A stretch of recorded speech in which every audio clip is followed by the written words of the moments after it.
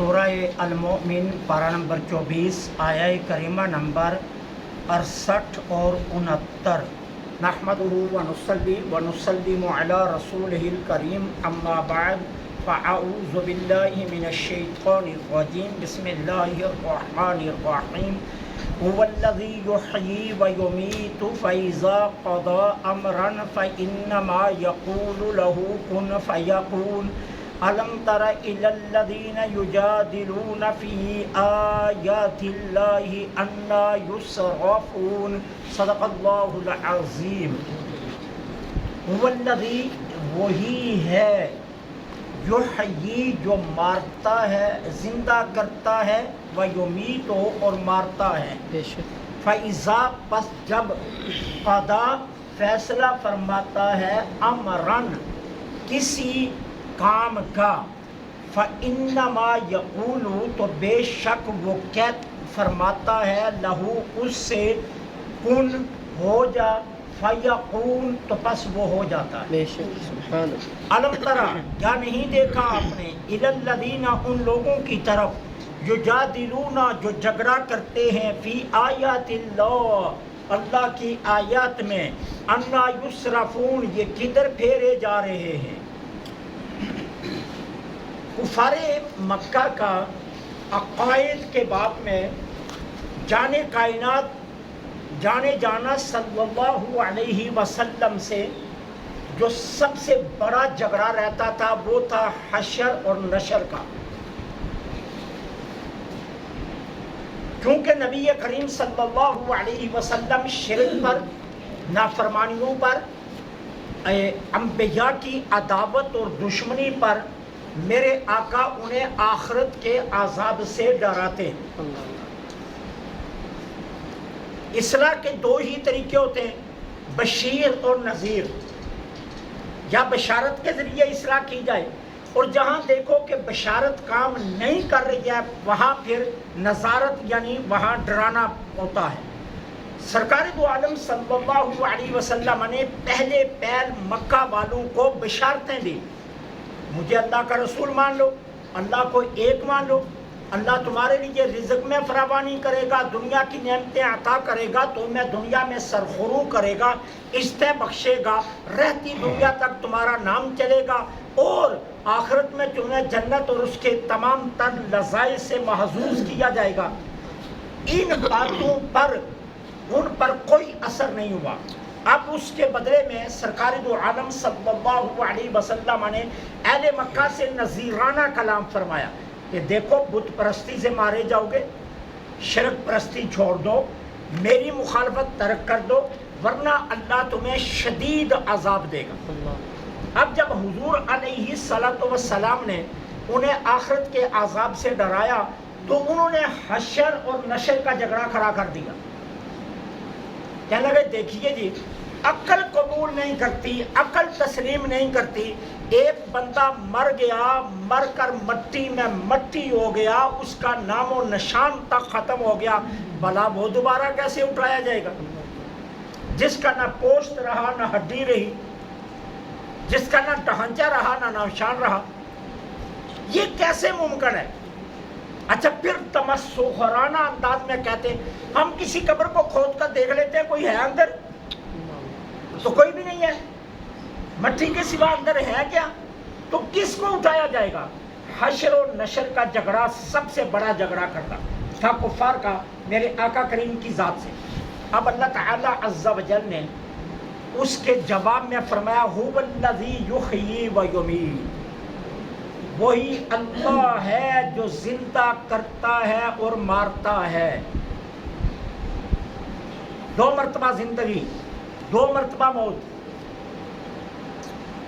پہلے دنیا میں تمہیں لانا، یہ ایک زندگی، پھر دنیا میں موت، یہ ایک موت، پھر تمہیں اللہ تعالیٰ قبروں سے اٹھائے گا روز محشر، یہ ایک اور زندگی۔ لیکن اس سے پہلے اللہ تعالیٰ عز و جل تمہیں قبر میں حساب کے لیے زندہ کرے گا اور پھر موت دے دے گا۔ تو یہ دو موتیں، دو زندگیاں۔ ٹھیک ہے. اور میں نے پہلے بھی ایسی آیات پر بحث کی ہے. کچھ محدثین نے کہا ایک وہ کہ جب تم دنیا میں آئی نہیں تھے، ایک وہ تمہاری موت ہے، اور پھر تم دنیا میں آ گئے یہ ایک زندگی، پھر دنیا کی موت، اور پھر جب تمہیں قبر سے اٹھا کر معاشر میں لایا جائے گا یہ ایک اور زندگی. تو وہی زندہ کرتا ہے وہی مارتا ہے. اب یہاں سے سمجھایا کیا جا رہا ہے؟ کہا دیکھو کسی چیز کا پیدا کرنا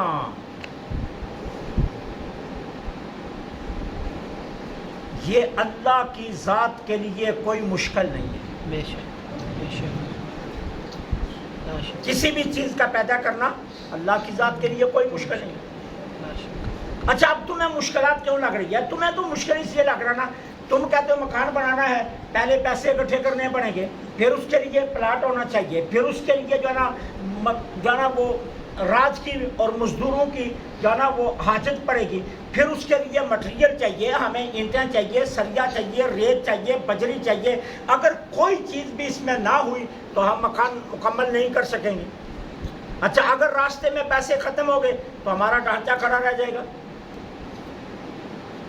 ہم اس کی تزئین و آرائش نہیں کر سکیں گے. یہ سارے خیالات تمہارے ہیں.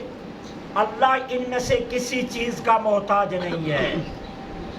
فَإِذَا قَضَى أَمْرًا، جب کسی کام کو کرنے کا فیصلہ فرماتا ہے، فَإِنَّمَا يَقُولُ لَهُ كُن، اس کام سے کہتا ہے کن فَيَكُونُ، وہ کام ہو جاتا ہے. اللہ اللہ سبحان اللہ. بے شک.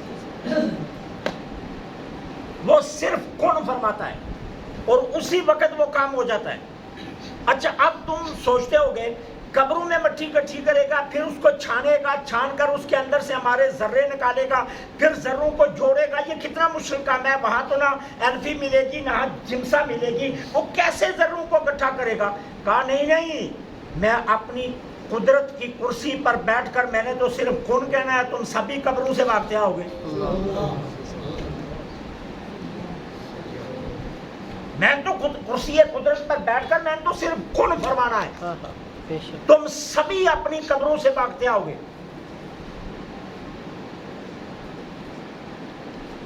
قرآن قصہ نہیں ہے، قرآن کہانی نہیں ہے، قرآن کہاوت نہیں ہے. لیکن جناب عزیر کا واقعہ قرآن نے اسی لیے نقل کیا ہے کہ عزیر علیہ السلام کی جو قوم تھی وہ بھی حشر اور نشر کے منکر تھے. ٹھیک ہے. اب عزیر علیہ السلام سفر کر رہے ہیں، پیچھے آپ پڑھ رہے ہیں تو جا رہے ہیں تو دیکھا ایک بستی کھنڈر بنی ہوئی ہے، بالکل ختم ہو چکی ہے اور انسانیت کے ڈھانچے بکھرے ہوئے ہیں، کسی کی ہڈی کہاں، کسی کی کہاں، کسی کی کہاں. عزیر کھڑے ہو گئے، انا یحیی ھذہ الا بعد موتہا، مولا ان کو بھی تو زندہ کرے گا. اب یہ نہیں ہے کہ نبی کا ایمان نہیں تھا، نبی کا ایمان تھا قوم کو بتانے کے لیے. انا یحیی ھذہ الا بعد موتہا، موت کے بعد انہیں دوبارہ کیسے زندہ کرے گا؟ فاماتہ اللہ مئۃ عام، اللہ نے وہیں عزیر کو 100 سال سلا دیے. تو جب اللہ کے نبی جا رہے تھے نا اپنی عبادات کے لیے، تبلیغ کے لیے، تو کھانا ساتھ تھا، ٹفن میں کھانا تازہ تھا، اپنے گدھے پر سوار تھے. اب عزیر علیہ السلام کو اللہ نے سلا دیا، 100 سال کے بعد جگایا. کہا کم لبثت یوم او بعد یوم، عزیر کتنی دیر سویا ہو؟ کہا جی کوئی آدھا دن سویا ہوں یا اس سے بھی کم سویا ہوں. اللہ نے کہا نہیں ہمارے عزیر، ہم نے تمہیں 100 سال سلا کر رکھا، اور تم کہہ رہے ہو آدھا دن یا آدھے سے بھی کم. 100 سال، ایک صدی بیت گئی ہے. اچھا اب ایک کام کرو، سب سے پہلے اپنا ٹفن کھولو. ٹفن کھولا تو کھانا تازہ، وہ سیدھا نہیں ہوا، گرم ٹھنڈا نہیں ہوا، بند ٹفن میں بدبو پیدا نہیں ہوئی. عزیر سمجھ، جو اللہ ٹفن کے اندر کھانے کی حفاظت کر سکتا ہے وہ قبر کے اندر ذروں پر نظر کیوں نہیں رکھ سکتا؟ عزیر اپنا گدھا ڈھونڈو. دیکھا تو گدھا نظر نہیں آیا. کہا عزیر اب اسے آواز دو. آواز دی، او میرے گدھے. کوئی ہڈی وہاں سے بھاگی، کوئی وہاں سے بھاگی. उज़ैर देख रहे हैं अपनी आंखों से, हड्डियों का ढांचा तैयार हुआ, उस पर देखते ही देखते गोश्त चढ़ा, पोस्ट चढ़ा, सब कुछ, कलेजा, जिगर, दिल, गुर्दे, अंदर आंतरियां, सारा निज़ाम, हर चीज बनकर गधा तैयार हो गया। कहा उज़ैर तूने क्या कहा? ओ गधे। कहा मैं भी तो कहूंगा ओ बंदे। अल्लाह सुभान अल्लाह। तूने यही कहा ना ओ गधे, तो तेरा गधा तेरी बात मानकर भाग आया, तो जब मैं कहूंगा ओ बंदे, तो जिनको मैंने पैदा किया वो कब्रों से भागेंगे नहीं, जो ही उठ कर आएंगे। फ़इन्नमा यक़ूलु लहू कुन, जब मैं फैसला करता हूँ किसी काम का, मैं कहता हूँ कुन फ़यकून, बस वो हो जाता। इसलिए मैं किसी चीज का मोहताज नहीं हूँ। अलम तरा इलल लज़ीना युजादिलूना फ़ी आयातिल्लाह, अब तअज्जुब अंगेजी की जा रही है अहले मक्का के किरदार पर, कुफ़ारे मक्का के किरदार पर, मुनकरीन हश्र व नशर के किरदार पर। कहा महबूब आपने देखा नहीं इन लोगों को जो बेजा बगैर किसी दलील के अल्लाह की आयत में झगड़ रहे हैं, बेजा। अब इसका माना ये नहीं है, एक होता है दलील से बहस करना, दलील से जो बहस की जाती है ना वो इल्म को पैदा करती है, उससे बातें निकलती हैं, मसाइल अखज़ होते हैं, तो वो बात है अच्छी, जिसको सरकार ने अपनी उम्मत के लिए रहमत का दर्जा दिया कि मेरी उम्मत के कुछ ऐसे इख्तिलाफात हैं जो उम्मत के लिए बाइस रहमत है, कि जब फुकहा आपस में किसी एक आयत को खंगालते हैं, जब किसी हदीस को खंगालते हैं, तो उससे कई मसाइल अखज़ होते हैं, कई मसाइल निकलते हैं। मैंने आपको पहले भी मिसाल दी थी ना। अब सरकार अलैहिस्सलातु वस्सलाम की एक हदीस है कि सरकार ने तकबीर तारीमा में कांधों तक हाथ उठाए। दूसरी हदीस से पाक है हुजूर ने कान की लो तक हाथ उठाए। अब तीसरी हदीस क्या है कि हुजूर ने कानों के ऊपर तक हाथ उठाए। अब फुकहा इसमें पढ़ के कि अफजल अमल कौन सा है। अब अफजलियत का पता नहीं चल रहा, कोई पता नहीं चल रहा कि सरकार का ज्यादा रुझान किस तरफ रहा। अब फुकहा ने इस हदीस को खंगालते रहे कि हुजूर का महबूब अमल ढूंढे, नहीं मिला। अब इमाम आजम अबू हनीफा ने क्या फैसला सुनाया? कहा देखो कुरान कहता है कुंतुम उम्मतम वसता, तुम दरमियानी उम्मत हो। इमाम आजम अबू हनीफा ने क्या कहा? हुजूर को वस्त पसंद था। इमाम आजम अबू हनीफा ने क्या कहा? हुजूर को मियाना रबी पसंद थी। इमाम आजम अबू हनीफा ने क्या कहा? हुजूर को दरमियाना रास्ता पसंद था। अब ये नीचे है, ये ऊपर है, ये दरमियान में है, लिहाजा यहाँ से ये सुभान अल्लाह, ये रहमत बन गया। ये उम्मत का खंगालना हदीस को रहमत बन गया। ठीक है, एक वो है बहस कि जिस बहस में जो है ना वो दलाइल से बहस की जाए, और एक है बगैर बेजा बगैर दलील के बहस करना। तो बेजा दलील के जो बहस है उसको अल्लाह ताला ने झगड़ा करार दिया है। फरमाया वो झगड़ा है, वो बहस नहीं है। बहस तो वो होती है जो दलाइल से की जाए, और जो बिना दलाइल के किया जाए वो झगड़ा होता है। तो फरमाया इन लोगों को देखा नहीं मक्का वालों को।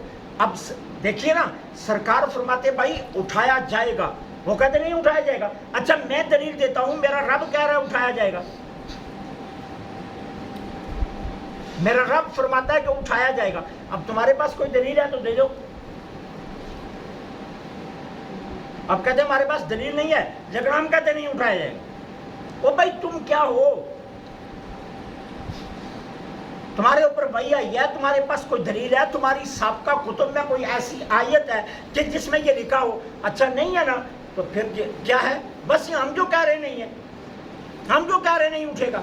तो भाई तुम्हारे कहने से बात नहीं है ना, बात तो है दलाइल से बात करो। तो अल्लाह फरमाता है कुफारे मक्का का झगड़ा ऐसा है कि वो अल्लाह की आयत में बेजा बहस कर रहे हैं। महबूब आपने देखा नहीं इनको, जो बेजा बगैर दलील के अल्लाह की आयत में झगड़ा कर रहे हैं। अब ताज्जुब क्या किया? अन्ना युसरफून, یہ کدھر پھیرے جا رہے ہیں؟ اللہ اللہ اللہ یہ کدھر پھیرے جا رہے ہیں؟ یہ تعجب ہے. انا یسرفون، یہ کدھر پھیرے جا رہے ہیں؟ مطلب یہ ہے کہ یہ وہ نادان ہیں کہ جو حقائق کی تلاش کے بجائے باطل کے پیچھے بھاگے جا رہے ہیں، باطل کے پیچھے دوڑ لگائی ہوئی ہے. تو کہا یہ ان سے پوچھے تو صحیح کہ یہ کدھر پھیرے جا رہے ہیں. تو اللہ نے تعجب کیا ان کے اس کردار پر. اللہ سے